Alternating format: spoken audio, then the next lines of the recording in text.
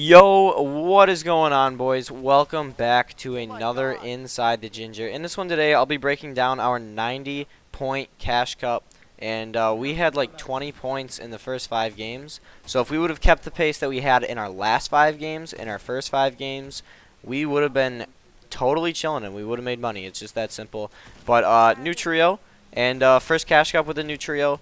So it took us a while to realize how we're supposed to be playing these games. But once we realized that we can't really W key mid game as a team, and we realized that we're getting all of our kills end game, we were just vibing, right? We're ending games with like 8 kills every single end game, and we're just winning games. So I'm gonna show every single death anyways though, as well as every single kill I get, and talk about what I did wrong.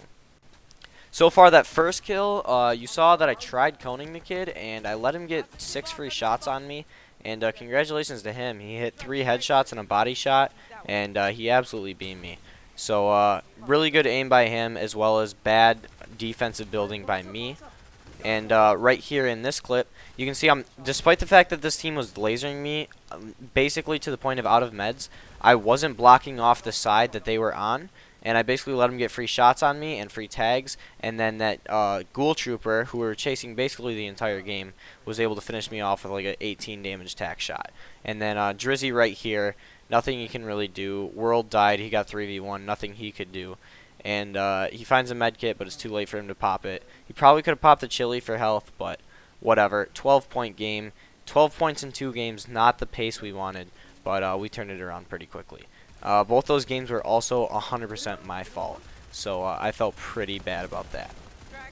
Now this game, we walked out of lazy with quite a few kills, and right here, Drizzy ends up sniping a kid. And I didn't have any mobility that I wanted to use. I didn't want to use my crash pads, so I found that pepper, and I just peppered over there as quickly as I could. And it's pretty important that you remember things like peppers. So in the back of my mind, I'm remembering that there's a pepper there. And that'll come in handy later. So just try to remember yourself while you're watching this video that there's a pepper in that gas station. And you just want to always remember things like that. But I start pushing this team, and then this is just inability to build with peppers, right? It's kind of weird. You're like building with a speed boost, and you have extra momentum, so it's kind of hard. And now I'm just getting way too aggressive. I don't see this edit to my left, I get beamed. I don't reset that fast enough, I get beamed. I'm at 3 HP. And I was just 100. And at the same time, we're getting third-partied right now, and we don't realize it. So Drizzy just died to a completely different team than me. And I just got... I was pushing a trio by myself, and I wasn't pushing him in the greatest way possible. So that wasn't very smart. And we left World alone. And this is where the pepper comes in play, and I'll explain this a little bit right here. So right here, even though I'm dead, it doesn't mean I'm out of the game. So right here I comment to him that there's a pepper in this gas station on the top floor. And this pepper saves his life. It allows him to be faster than everybody and swim faster than everybody. And he's able to basically bob and weave through trios as a solo and make it really far into the end game. So just remembering small things like that can be a huge help to your team. And don't, when you die, just sit on your phone. You're still a part of the game, and you're still able to calm your teammates' mats. So just don't act like you're out of the game. Let's skip to World's death at the end of this. Now, World played this endgame phenomenally. Usually I would be calming for him at this time, but my mom called me, and I couldn't really do that, so I muted my mic. And Drizzy was doing a pretty good calming for him. But eventually he just ran out of mats, and he got into a spot where he got beamed. Nothing he could really do. He clutched out quite a bit of placement there. Top 14, not the greatest, but hey, it's whatever. I'll take it. Now, this endgame was a fun one. We pulled zone pretty much every time. And we wanted to play height, so we went up just a little bit with our brick. And this team was being really weird and contesting us. And I was afraid that if we ramped towards them, that they would build fight us, and I really didn't want to fight at this time. But World ramped towards them anyways, and it turned out being the right decision. And we won height, and they just dropped right away. And then we were able to get a few tags off on them as well, and they ended up dropping to ultimate low ground. And this ends up turning into a really good endgame because of that ramp towards them. And our high ground here ends up basically setting us up in a position where we should have won the game. Now, at this point, I'm looking at the zone. I'm thinking about elevation. And one thing I notice is that it pulls up this big kind of cavern area. So these teams are going to have to come up here. So what I'm commenting to my teammates is grief everybody and try and get them all to ultimate low ground. This way, any teams that are down there are going to have to build back up, and is either going to grief their mats getting back up. It's definitely going to grief their health getting back up because we're going to absolutely beam them as they do so. And hopefully we're the only team up here, and we're able to just clutch out a lot of placement because a lot of these teams will be dying to zone. And if we have the tags on them, we'll be the ones getting the kills. The next thing you'll notice here is how I'm playing high ground. I'm kind of building off one build. This way, if somebody does contest me for a height, they can just shoot me out, and then that other team is not a threat, and my teammates can keep height, and I can just crank back up. The other thing is I'm ahead of zone. This way I can look back, and we can pressure people from behind as well as from in front. Right here I should go a little bit more ahead of zone, which I'm not because there is this big divot. I could just drop a little bit, and then right there, just because I got a few tags on the kid, I was able to pull out the knock, which is exactly what I was saying before. And just making sure that you tag as many people as possible ends up being really helpful in these end games. Now on high ground here, what we should be doing is spreading out again. I should be ahead, we should have somebody in the middle, and we should have somebody in the back. That way we can pressure people from every angle and pick up as many kills as possible. But I kind of got griefed by World's Launchpad or Crash Pad there and sent back in his zone. It's not a huge deal because I'm able to crash myself back in, and now I just need to meet up with my teammates again. So I'm crashing up this elevation so I'm not wasting mats because I don't have the most, and especially hards. I only have 200 hards. Granted, it is metal, but that can't really last me too much longer. I know I need a pick somewhat soon here. Now at this point I know I want high ground. And I try crashing it once there, and I realize this kid's absolutely oblivious at height, and it could be a very easy height take. I just need the right time. I don't want to do it right after I just tried it, so then I wait a few seconds and I go for it again, and I get it that easy. And now it's just a matter of keeping it without spending all my rest of my mats, because I only have 110 wood, and I absolutely decimate through 40 of it there, wasting just about all my mats, and now I have to drop. I could have big dicked that kid with 110 mats and then kept it if zone pulled back, but sadly I had to drop because of that dumb mat waste. But I was able to pick up a kill there. I didn't have time to loot.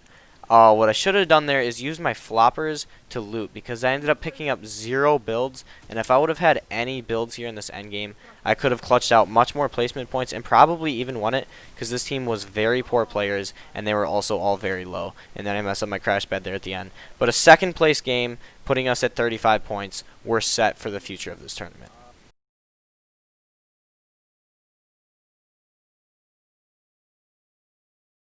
Now this is something nobody ever talks about, and that is the drop. And I very rarely talk about it as well, but there's a reason I always have better drops than everybody at their landing spots and all of my teammates. And that is because I ping the exact location I want to drop on, and then when the bus is perpendicular to that drop spot, I jump. The reasoning behind this is that the bus is the fastest moving object on the map. So once it is perpendicular, you have traveled the fastest speed to the shortest distance to your drop spot. What this means in less mathy terms is what you want to do is ping the exact location of your drop spot, and you want to stare at the meter marker on that ping.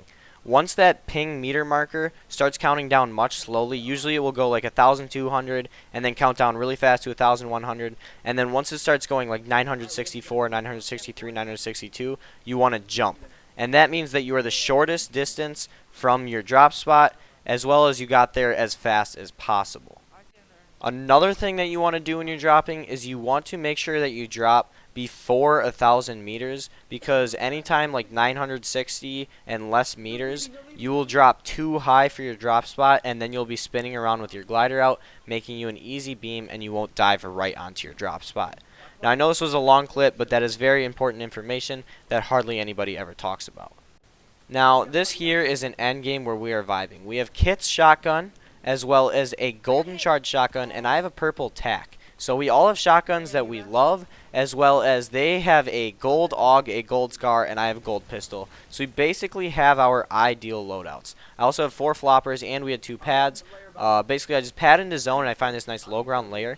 Sadly my teammates got beamed. It could have been bad gliding by them, but I would hate to accuse them because I don't really know what happened. They also could have gotten lobby focused. Not 100% sure, but they're able to med up here, and then we just tunnel our way into zone. Now once we get into the zone, we realize that we don't pull the next one whatsoever, and I want to pad it. But instead of saying, let's pad this, I just place the pad. This makes it so I get absolutely beamed, as well as we have to shoot out the pad. If I would have just said the words, let's pad this zone, we would have been totally fine, but because I didn't say that, I end up putting our team in a very scuffed situation where we're split up and we took a lot more zone ticks than we needed to.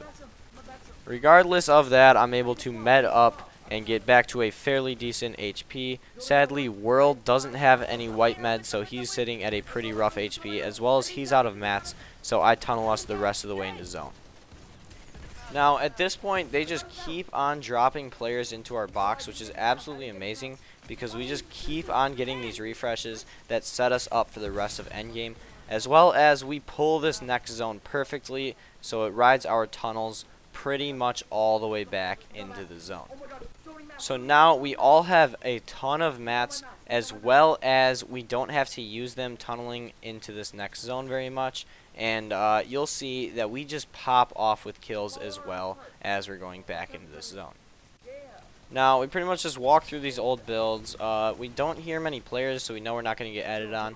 Then I find this loot with an RPG and 12 rockets as well on the ground. So I just want to use as many of these rockets and grief high ground as much as possible. That rocket was very unfortunate as it went right through the build as they broke the builds. And then this player drops on me and gets me all the way down to 1 HP. As well as the stinks, and I end up barely killing the player. He was 100, and all he had to do was hit me for 1 damage, and he wasn't able to. The reason I want to carry this RPG over the flopper is I realize that I'm going to need a pick, and I just want to get as many kills as possible. Right there, I wanted to tag that kid. That way, if he does die to zone, I end up getting the kill. And I want to make sure that I have this RPG loaded so that I can get a kill if I need it. And RPGs are basically free kills if I'm able to just get a second to breathe here in this endgame. I have basically max materials, and I just can't seem to find spots to build. It seems like there's players and builds everywhere already, and I just want to get ahead of zone so that I can start being in my own tunnel and just vibing. And once again, for like the 4th time in this endgame, I'm 1 HP, and I end up clutching out a 3rd place, and we got a ton of kills, so that was a really good game for us.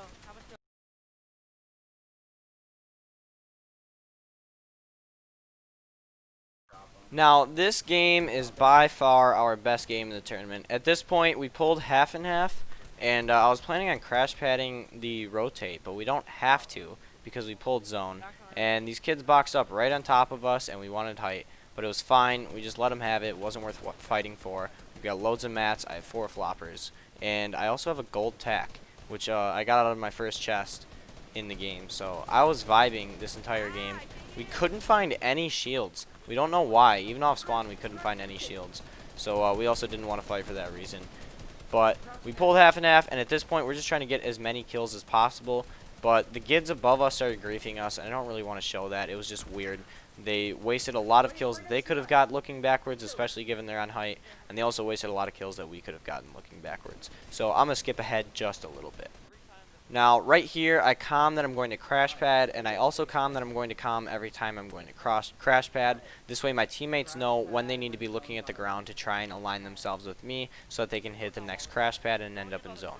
So right here, I say I'm throwing another one, and we end up on this beautiful dead side front of zone low ground layer, which is exactly where you want to be. Drizzy is a little bit split off from me, but World gets here right away, and eventually they all end up in our tunnel.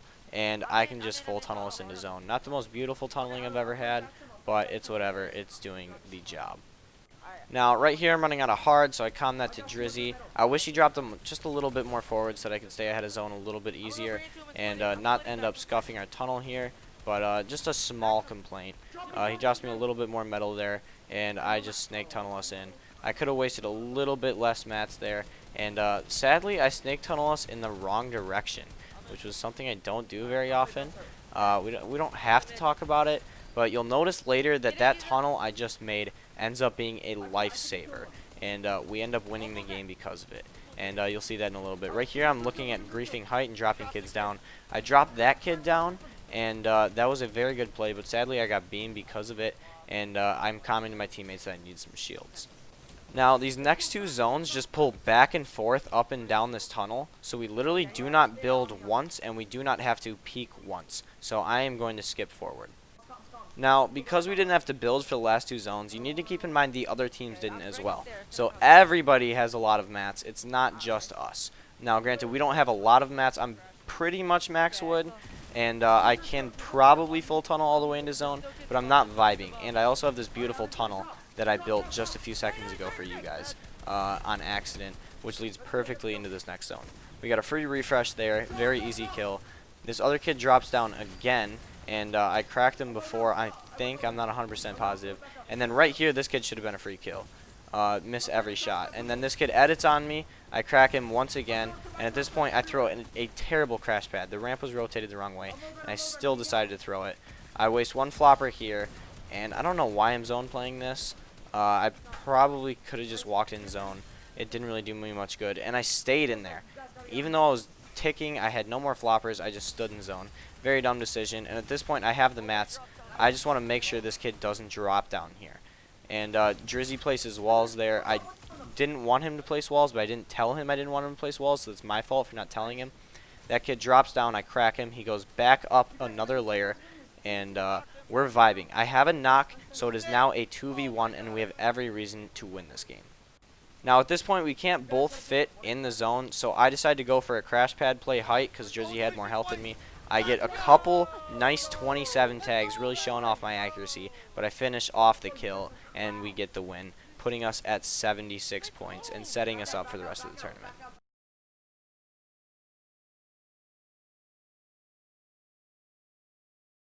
Now this last game we got so lucky, but the lobby was so dead. We literally pulled every single zone. Every single zone. Not a single zone did we not pull, but the lobby was completely dead. So in this situation, we'd be better off not pulling zones, so that W King makes more sense. But when you pull a zone, why would you push outside of the zone to get kills? You know what I mean? That's just not a mentality that we have, and sadly, we pulled every zone this game. And we end up finally getting pushed by a team. They absolutely destroyed Drizzy, but this lobby was dead. It was basically just free placement points, and that's basically all it was. Not a whole lot you can really learn from this game. Basically, all you had to do was sit in a box and you get free points because everybody in this lobby just wanted to get the game over with quickly, and it ended up turning into free placement points. Now, this is a smart play here by me. I knew World was going to get pushed because he was weak, so I stunk him because I can't damage him, and that way the other teams won't push in because they don't want to get stunk. And I find some more stinks that I want to throw, but I was completely oblivious to other players, and for some reason I literally could not build. I could not build on this kid, and I ended up dying, and then I also ended up cucking World. But 90 points in the tournament. Hopefully you guys enjoyed and learned a thing or two. It was a 18-minute video, so I'm sure there's something you could have picked up. Thank you so much for watching. I love you all. I'm out. Peace.